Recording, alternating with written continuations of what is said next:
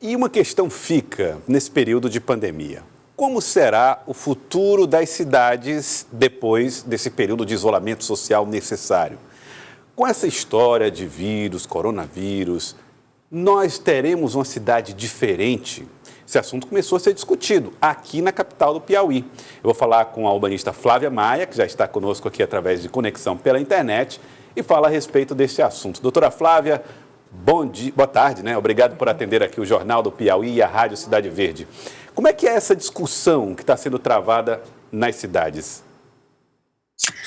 Essa crise se apresenta para as cidades como uma grande oportunidade da gente repensar o nosso modo de vida nas cidades, né? Nós hoje vivemos de uma forma muito insustentável, com muita degradação de recursos naturais. E um primeiro ponto que é importante que nós todos tenhamos consciência de que o coronavírus é um resultado direto da nossa forma de vida, né? Do nosso modo insustentável de vida. O coronavírus é uma zoonose. Ele advém de degradação de recursos naturais, de caça ilegal de animais silvestres. Essas práticas abrem um canal, né, entre o vírus e o ser humano. Ele libera vírus que, de outra forma, se o balanço ecológico fosse mantido, esses vírus não existiriam, eles estariam protegidos, né? Então, o coronavírus precisa ser situado como parte da crise climática, como parte do modo insustentável da nossa vida. E uma vez que a gente entende isso, a gente tem uma grande oportunidade, porque a gente entende que conter a pandemia está nas nossas mãos. Existem práticas que nós podemos adotar para evitar que pandemias assim se repitam. Boa tarde. Eu queria aproveitar para fazer uma pergunta com relação à mobilidade urbana. Neste momento da crise, uma das coisas que tem chamado a atenção é a redução da frota, porque há muitas pessoas aglomeradas no transporte público. Os ônibus aqui, no caso, andam amontoados com muitas pessoas. O que se pode pensar para distensionar essa questão do transporte público sem comprometer a mobilidade urbana dos teresinenses? Esse é um ponto muito importante que vem sendo discutido não só em Teresina, mas em toda a América Latina, em todo o mundo. A gente precisa agora adotar medidas de distanciamento social, que significa que os ônibus têm que circular com menos pessoas. Mas como garantir que as pessoas que prestam serviços essenciais continuem circulando, né? Existem modos alternativos de transporte, temos que usar mais a bicicleta, mais modos ativos, mas temos que pensar também que os ônibus, uma vez que o isolamento social acabe, eles continuam sendo a nossa melhor alternativa de mobilidade urbana. É uma alternativa sustentável que carrega mais pessoas do que o carro e a moto e emite menos gases do efeito estufa. Por que isso é importante? Os ônibus poluem menos e as cidades mais poluídas aumentam as pessoas em grupos de risco. Então, a gente tem que pensar não só no curto prazo, mas também no longo prazo, né? Quais são as consequências da gente mudar para o carro e para a moto? São cidades mais poluídas, com maior possibilidade de contaminação pelo coronavírus.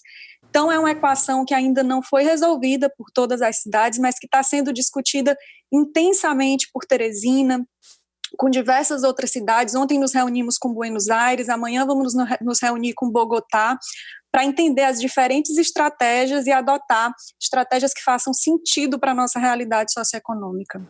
Doutora Flávia, o que se pensa a respeito de hábitos? A senhora falou a respeito de transporte, a bicicleta, o transporte coletivo, e no restante dos nossos hábitos de teresinense, ou até de acesso a serviços como saneamento básico, coisas mais nessa linha. A cidade de Teresina está pronta para as mudanças que precisa fazer diante desse alerta que foi a pandemia? A cidade de Teresina já vem se preparando há vários anos, né, para se tornar mais resiliente. Quando a gente fala de resposta ao coronavírus, Teresina é uma cidade que pensa na reação imediata ao mesmo tempo que se prepara para o futuro. Então, nós temos uma série de projetos de tornar Teresina mais sustentável. Nós temos um setor na prefeitura dedicado exclusivamente a isso, que chama Agenda 2030, que tem um olhar voltado para o futuro, que conecta pesquisa com gestão pública, então que faz um planejamento baseado em evidência e que lida com esses diferentes cenários. Então, Teresina está se preparando. Teresina tem uma parceria hoje com a ONU, que se chama Perfil de Cidade Resiliente, para tornar a cidade mais resiliente, e adota uma série de estratégias de sensibilização da população, porque resiliência é uma coisa que o governo não alcança sozinho, ele alcança junto com a população. E aí, respondendo ao início da tua pergunta sobre hábitos, né, existem diversos hábitos que a gente pode adotar, eu mencionei na resposta anterior a mobilidade ativa, mas tem um aqui que eu queria destacar, que é muito parte da nossa realidade local aqui no Piauí, que é a caça ao tatu. Né? A gente fala muito do vírus lá liberado na China, a partir da caça de animais silvestres, mas a gente tem que lembrar que aqui no Piauí a gente também caça o tatu, e o tatu é ligado à proliferação de uma zoonose, né, que é a lepra, conhecida como lepra. Então a gente tem que começar a repensar as nossas práticas, mesmo aquelas mais tradicionais. E nós que estamos no Brasil temos também que falar do desmatamento da Amazônia, né? Quanto mais a gente desmata, mais a gente libera potencialmente esses vírus, né? Os pesquisadores dizem que tem cerca de 1 milhão a 1,5 milhão de vírus que potencialmente podem nos atingir se a gente continuar degradando as florestas tropicais. E esses pesquisadores destacam o caso da Amazônia. É importante a gente ter em mente essa relação direta entre desmatamento e liberação de vírus, entre a saúde do planeta e a nossa saúde como indivíduos. Por falar em saúde do planeta e saúde de Teresina, deve ser cada vez mais estimulado a prática de atividades físicas ao ar livre, porque há uma maior circulação de ar, menos sujeita à aglomeração em espaços fechados, onde há maior possibilidade de propagação do vírus.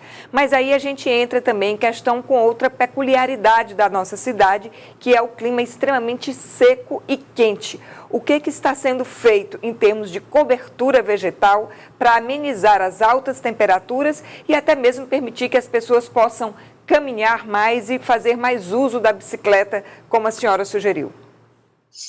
Esse ponto é realmente muito interessante. No momento, nós não devemos falar de práticas de esportes ao ar livre, né? Eu tenho notado que algumas pessoas ainda acham que é inofensivo sair para andar um pouco na praça, para pedalar. Não, no momento, a gente não deve falar disso.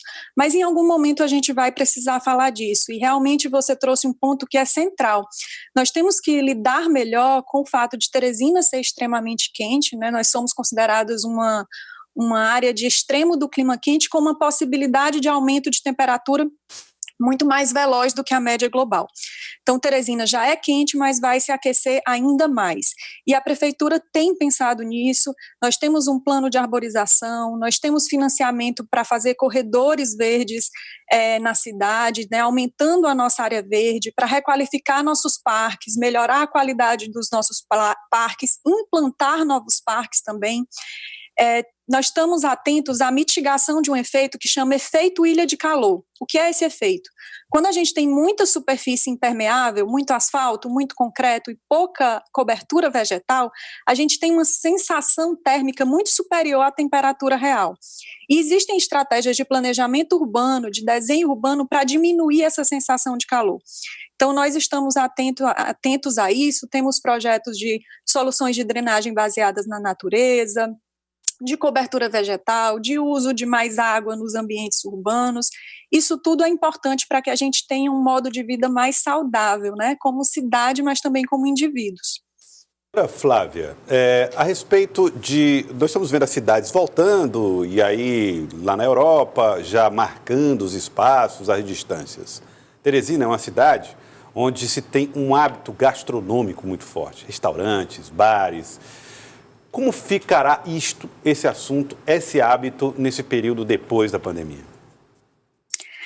Eu acredito que nós vamos nos redescobrir enquanto sociedade. Nós vamos redescobrir quais são os hábitos que são mais valiosos para a gente. Eu acredito que isso, como parte da nossa cultura, né, piauiense, teresinense, nós vamos continuar tendo a gastronomia como algo central no nosso hábito, mas eu me preocuparia muito mais sobre o que tem no nosso prato, né? Muito mais do que o fato se a gente vai estar num restaurante ou não, mas o que tem no nosso prato. A gente sabe hoje que grande parte do desmatamento é causado pelo fato de que a gente tem que consumir carne vermelha. Será que a gente tem mesmo que consumir tanta carne vermelha? Né? A carne vermelha, os pastos acabam com a cobertura vegetal, é altamente poluente e também tem relação com o que eu falei no começo, de degradação dos recursos e liberação dos vírus. Né? A forma como alguns animais são armazenados na indústria quando se mistura carne e ave, também tem relação com a disseminação de vírus, né, com o salto do vírus de um animal para o outro. E isso não sou eu que estou dizendo, né, existem vários estudos que mostram dos nossos hábitos alimentares, de como a gente produz, de como a gente se alimenta e de como isso tem sido extremamente exaustivo para o planeta, né? E aí, no momento em que essa nossa prática reverbera diretamente na nossa saúde, esse é o momento da gente começar a repensar ela, né? Repensar nossos hábitos gastronômicos, repensar esse modo de vida, sempre com foco na saúde, mas entendendo que a saúde é a saúde integrada, é a saúde do ser humano, a saúde dos animais, a saúde dos vegetais, a saúde do planeta como um todo. Eu queria agradecer a senhora, doutora Flávia Maia, ela que é urbanista, especialista em sustentabilidade e resiliência urbana, a mudança climática, doutora em urbanismo também. Muito obrigado pela participação aqui no nosso Jornal do Piauí. Ela que está trabalhando também nessas discussões da Agenda 2030. Muito obrigado, doutora Flávia. Obrigada, eu que agradeço. Boa tarde. Muito obrigado. Bom, Cláudio Brandão, as mudanças serão muito profundas, mais do que nós imaginávamos. Pois é, bem interessante essa discussão que ela trouxe. Infelizmente, a gente tem um tempo limitado, né, Joelson? Porque é um assunto tão estimulante que daria ainda para suscitar muitas questões. A verdade é que todo mundo está se preparando para um novo amanhã. De que forma nós vamos estabelecer nossas relações pessoais, relações trabalhistas, relações comerciais, nossos hábitos e práticas cotidianas. Há muita gente debruçada sobre esses temas, estudando como deve ser o nosso comportamento, inclusive com relação a consumo. Há necessidade desse consumo excessivo, como vem sendo feito até hoje, ou os cidadãos no mundo inteiro partirão para um consumo mais consciente, produzindo menos lixo, jogando menos lixo no meio ambiente, o que vem acabando entupindo os bueiros e provocando aqueles alagamentos em época de chuva que a gente vê se repetir todos os anos, né, Joelson? Há muito espaço ainda para reflexão e discussão. Muito espaço para reflexão, e a cada novo comportamento nós melhoramos a vida nossa e dos outros.